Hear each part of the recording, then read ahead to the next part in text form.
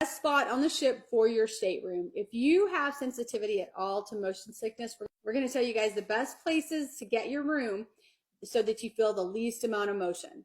Before we start, make sure you save this for later reference and hit that follow button if you want more like these. So where are some of the best places, honey, on the ship? So for me personally, the very first cruise we had a window cabin. It was down on the lower deck. I want to say it was on deck two. Mm-hmm. Yeah.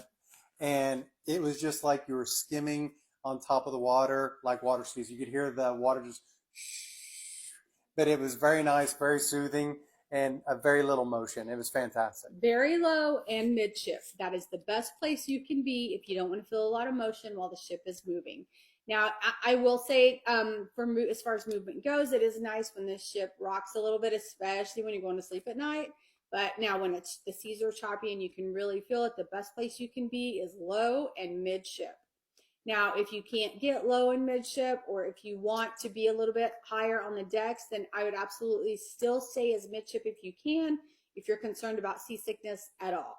Now, if you want to be close to the action, you probably want to get a cabin somewhere near the Lido deck if you're going to spend a lot of time there, or somewhere near probably the middle, like the promenade deck, because there's always a lot going on down there.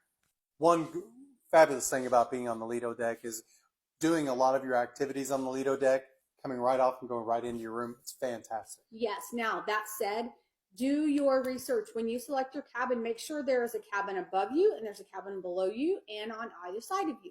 Because a lot of times when you can get the cabins that are a little bit higher up, sometimes you end up underneath a sports deck or underneath the basketball court or right above the dance club or right above the casino. And you really don't want to do that if you're concerned about having a lot of noise when you're trying to go to sleep at night.